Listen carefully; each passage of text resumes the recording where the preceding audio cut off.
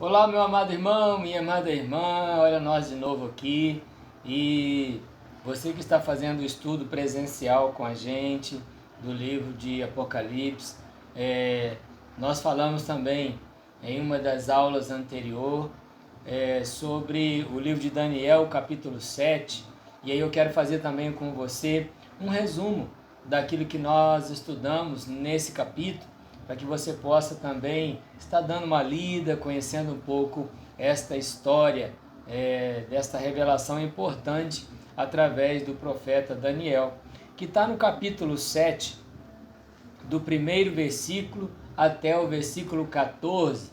Nós vamos ler e ele diz assim: No primeiro ano de Beltesazar, rei da Babilônia, teve Daniel um sonho e visões ante seus olhos, quando estava no seu leito. Escreveu logo o sonho e relatou a suma de todas as coisas.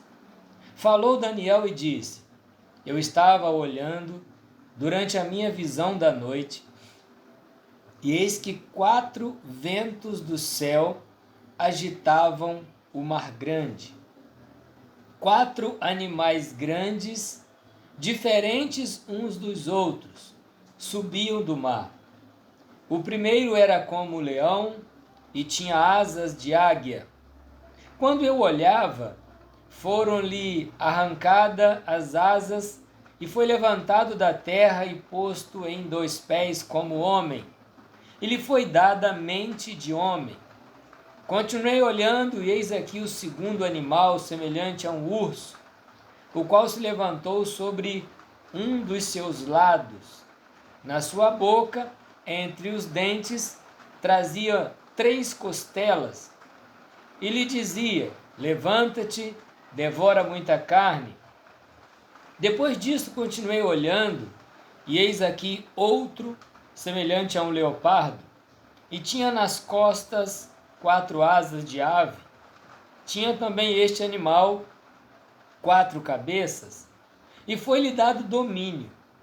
Depois disso, eu continuava olhando nas visões da noite, e eis aqui o 4º animal, terrível e espantoso, sobremodo forte, o qual tinha grandes dentes de ferro. Ele devorava e fazia em pedaços e pisava aos pés o que sobejava. Era diferente de todos os animais que apareceram antes dele e tinha 10 chifres.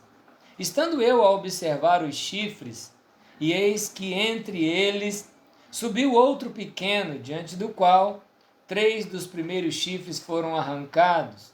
E eis que neste chifre havia olhos, como os de homem, e uma boca que falava com insolência. Continuei olhando, até que foram postos uns tronos, e o ancião de dias se assentou. Sua veste era branca como a neve, e os cabelos da cabeça como a pura lã. O seu trono eram chamas de fogo, e as suas rodas eram fogo ardente. Um rio de fogo manava e saía diante dele. Milhares de milhares o serviam, e miríades de miríades estavam diante dele. Assentou-se o tribunal, e se abriram os livros. Então estive olhando, por causa da voz das insolentes palavras que o chifre proferia. Estive olhando e vi que o animal foi morto, e o seu corpo desfeito e entregue para ser queimado.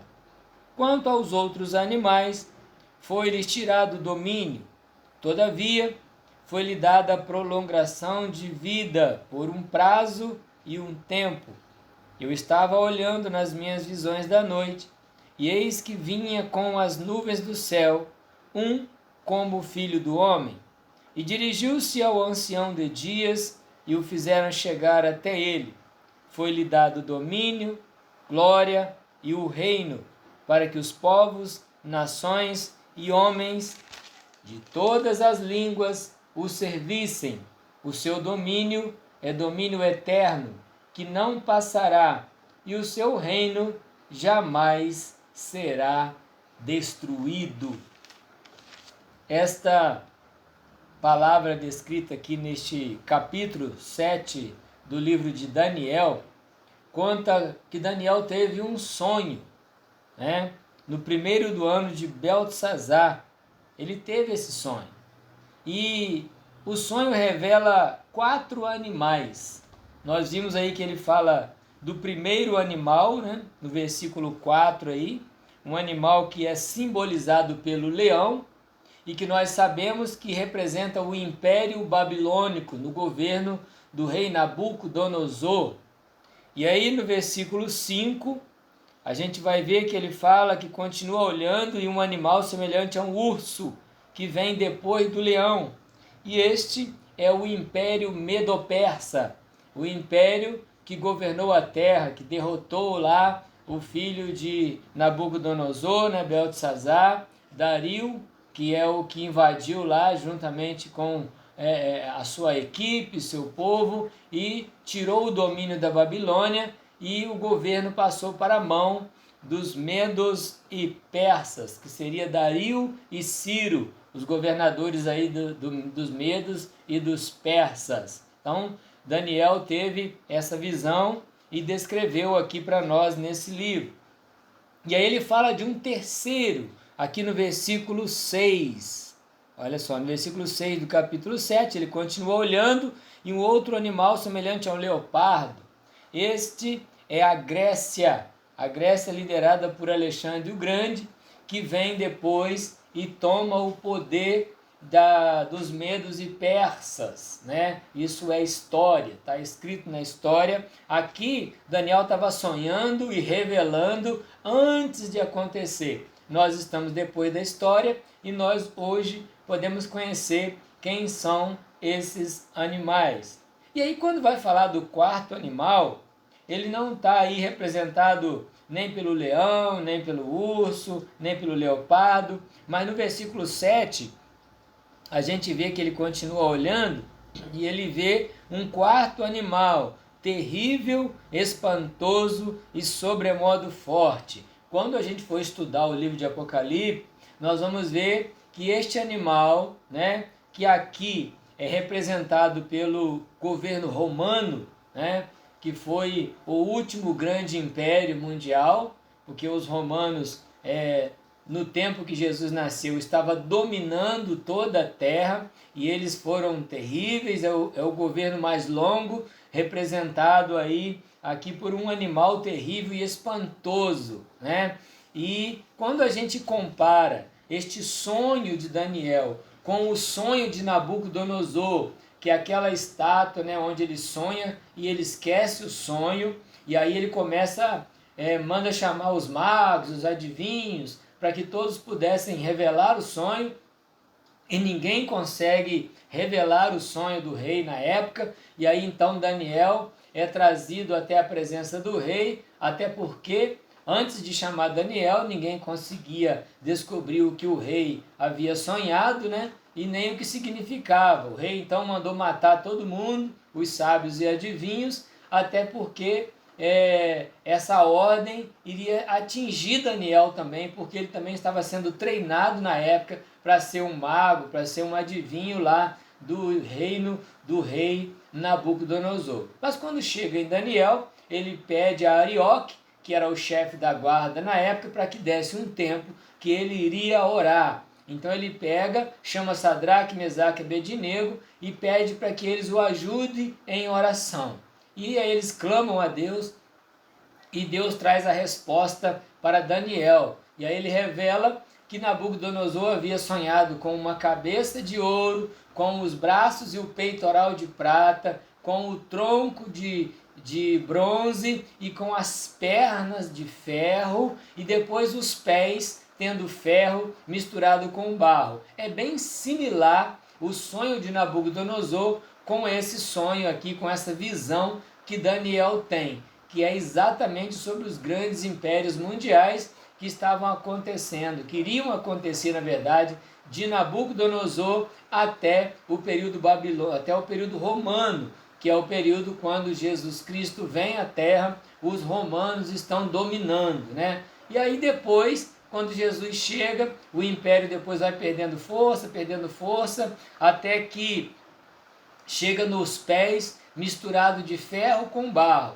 Note-se que o período do romano, né, o governo romano é totalmente ferro, depois passa a ser um ferro misturado com barro, ou seja, o Império Romano ele perde força. Por quê? Porque houve uma invasão dos bárbaros, né? A gente vê que os pés são divididos aí com 10 dedinhos, né, que representa aí esses 10 chifres. Toda vez que a gente ouve falar de chifre, é poder, tá? A gente ouve falar na Bíblia aí de chifre, nós estamos falando de poder. E nós estamos falando de cabeças, são líderes, são chefes de nações, chefes de povos. Então, se ele tinha aí 7 cabeças e 10 chifres, então ele era formado, esse governo é formado aí por 10 líderes de nações. Hoje a gente vê muito falando sobre o G7, o G20, é mais ou menos isso que está escrito aqui. O G20 é um grupo de 20 cabeças,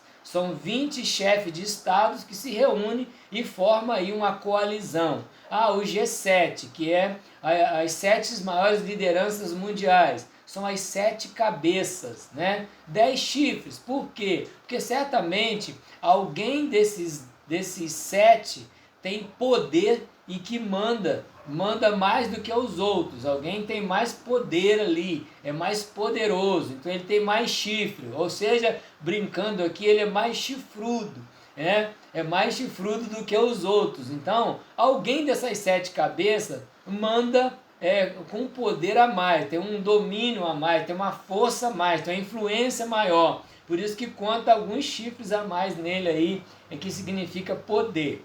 Então, na época lá dos pés de ferro misturado com barro, é porque os bárbaros invadiram o Império Romano da época, que houve lá a invasão dos visigodos, dos burguilhões, dos suevos, dos vândalos, dos hunos, dos ostrogodos, dos francos, dos lombargos, dos anglo-saxões e dos erulos. Esses povos invadiram lá o Império Romano e aí subdividiu aquilo que era um império só, foi subdividido no que a gente conhece hoje como a Europa, né? A Europa atual com seus reis que vieram depois, né? Aquilo foi muito dividido e foram se formando os reis, os impérios, os imperadores ali que passaram a governar aquela região na época. Então, o sonho de Nabucodonosor é similar a esse sonho, essa visão que Daniel teve, que começa em Nabucodonosor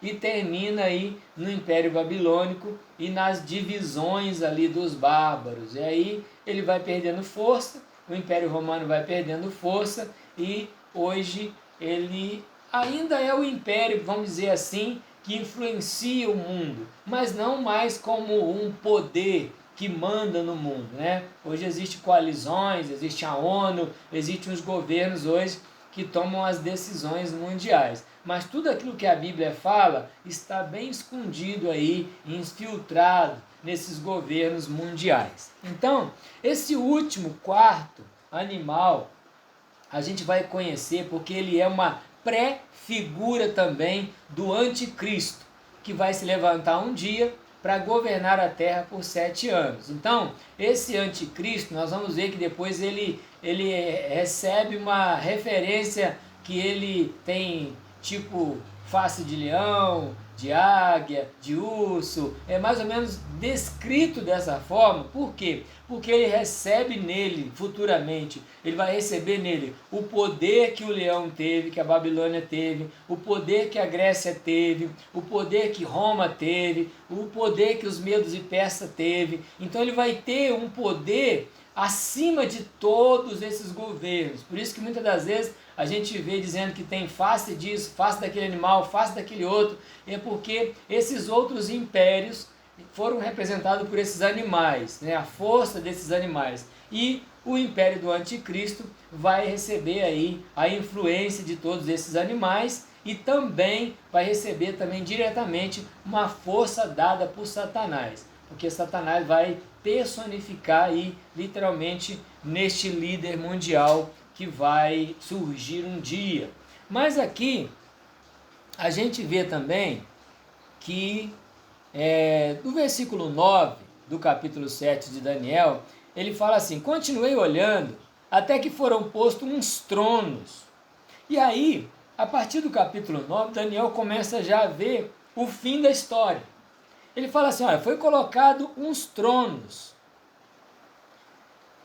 e o ancião de dias se assentou. Esse ancião de dias é o nosso Deus, o Deus Todo-Poderoso. A gente pode ver essa passagem, uma referência de Apocalipse, capítulo 20, do 11 ao 15, né? Quando está escrito lá em Apocalipse, que diz assim: vi um grande trono branco, e o que estava sentado sobre ele, de cuja presença fugiu a terra e o céu, e não se achou lugar para eles. E vi os mortos, grandes e pequenos, que estavam em pé diante do trono. E abriram-se os livros, e abriu-se outro livro, que é o livro da vida. E os mortos foram julgados pelas coisas que estavam escritas nos livros, segundo as suas obras. Deu o mar os mortos que nele havia, a morte e o inferno deram os mortos que nele havia. Então, o Apocalipse 20, de 11 ao 15, vai descrever esse julgamento do grande trono branco. E Daniel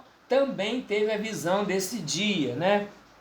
E ele fala que a sua veste era branca como a neve, os cabelos da cabeça como pura lã, o seu trono era como chama de fogo, e as suas rodas, né, eram como fogo ardente. Um rio de fogo manava e saía diante dele, milhares e milhares o serviam, miríades de miríades estavam diante dele. Milhares e milhares são pessoas, os salvos em Cristo Jesus, de todas as épocas, que vão estar servindo a ele. E miríades são miríades de anjos, anjos de Deus, que também vão estar naquele dia juntamente com ele, servindo ele. Então, tem milhares de milhares que são os salvos da terra, e tem miríades de miríades, os anjos que vão estar servindo ao Senhor. E aí vai dizer aqui no versículo 10, e assentou-se o tribunal, e abriram-se os livros. Quando a gente estudar Apocalipse, nós vamos estudar mais sobre esses livros que serão abertos no grande trono branco, né? Tem vários livros, inclusive o livro da vida também vai ser aberto naquele dia. O livro da vida do Cordeiro vai ser aberto naquele dia. E aí ele fala no versículo 11 que ele estava olhando por causa da voz, das insolentes palavras que o chifre proferia, né? Que aquele poder, que aquele domínio, que aquele governo proferia. Porque o anticristo, quando se levantar, ele vai proferir blasfêmias contra o Senhor, blasfêmias contra o santo, blasfêmias contra Israel, vai perseguir a igreja, perseguir Israel. O povo de Deus que vai estar na terra nessa época vai ser muito perseguido, e vai acontecer blasfêmias da parte desses líderes, e Daniel consegue contemplar isso também. E aí ele vai dizer aqui das insolentes palavras que o chifre proferia: estive olhando e vi que o animal foi morto, e o seu corpo desfeito e entregue para ser queimado. A Bíblia diz que Jesus, com o sopro da sua boca, matará o Satanás, vai pegar ele e lançar no lago de fogo. Por isso que ele vai ser entregue para ser queimado. Ele, o falso profeta, todos serão lançados no lago de fogo, vai ser queimado.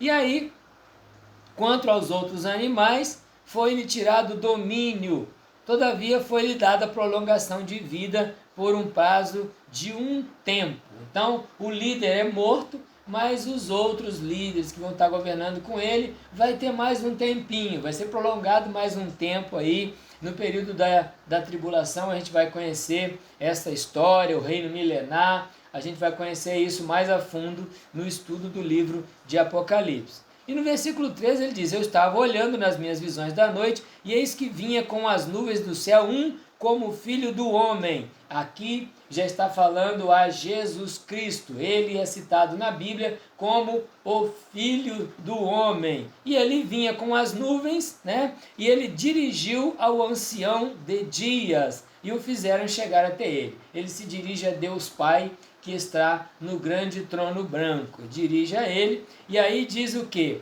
O ancião de dias E aí foi dado a quem? Foi dado o domínio, a honra, a glória, o reino, os povos, as nações, por toda a eternidade. Aí Deus concede a Jesus o domínio, o governo, o reino dos céus e da terra, de toda a terra é entregue a Jesus. Então o último versículo aqui, o 14, vai dizer assim: e depois que ele chega até o ancião de dias, né, que Jesus, o Cristo, chega até o ancião de dias, foi-lhe dado o quê? Domínio, a glória, o reino, para que os povos, nações, homens de todas as línguas o servissem. E o seu domínio é domínio eterno, que não passará, e o seu reino jamais, jamais será destruído. É o reino que nós defendemos, é o reino que nós cremos, é o reino que nós servimos, o reino de Jesus, o Cristo. Então, a gente viu um pouco aqui daquilo que a gente já estudou nessas aulas passadas, desse sonho de Daniel, dessa visão que ele teve dos reinos da época dele, do Nabucodonosor, até os dias ali do nascimento e ministério, morte e ascensão de Jesus, e também depois ali da invasão, da invasão dos bárbaros, da divisão dos reinos. E aí, queridos, já se passaram 2022 anos de que todas essas coisas já aconteceram. Só está faltando agora o anticristo se manifestar, governar a terra aí por 7 anos, né? A igreja ser tirada antes, como nós cremos que a igreja vai ser tirada antes desse período de tribulação. E aí será o momento de que Israel vai sofrer uma grande perseguição, uma grande afronta das nações do norte, né, que tentam destruí-lo o tempo todo, mas nesse momento eles vão reconhecer Jesus como Senhor e Salvador de suas vidas, e aí, a partir de então, Deus começa a cuidar daquele povo novamente. A gente vai ver em Apocalipse que 144 mil das 12 tribos de Israel, né, das 12 filhos de Jacó, Deus sabe onde eles estão, Deus sabe quem são eles ali na nação de Israel, e a gente vê que Deus vai separar 144 mil e selar esses 144 mil das 12 tribos de Israel, descendente ali dos filhos de Jacó, para que eles possam estar pregando o evangelho do reino durante o período da grande tribulação.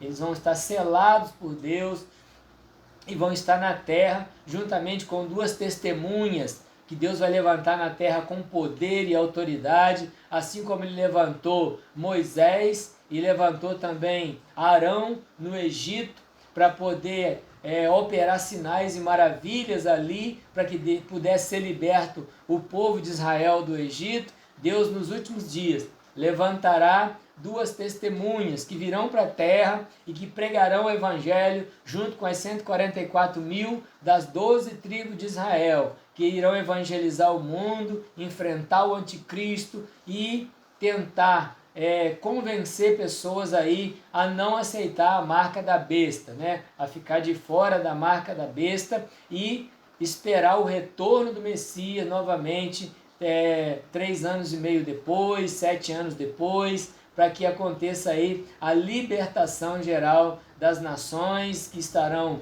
do lado de Cristo, né? E aí adentrar o reino milenar e aguardar o cumprimento ainda do reino milenar, o governo de Cristo na terra, para que então, depois do reino milenar, as coisas geralmente cheguem no final e Deus vai fazer tudo novo, né? Aí nós chegaremos em Apocalipse 21, que é um novo céu e uma nova terra, onde nunca mais entrará nada que contamine a ela. Então, nós vamos conhecendo essa história aos poucos, nós vamos mergulhando nessa escatologia. Essa escatologia que nós lemos aqui, ela é um pouco do passado, porque já se cumpriu grande parte daquilo que Daniel e também o rei Nabucodonosor teve em sonhos, grande parte já se cumpriu, mas ainda tem muita coisa para se cumprir.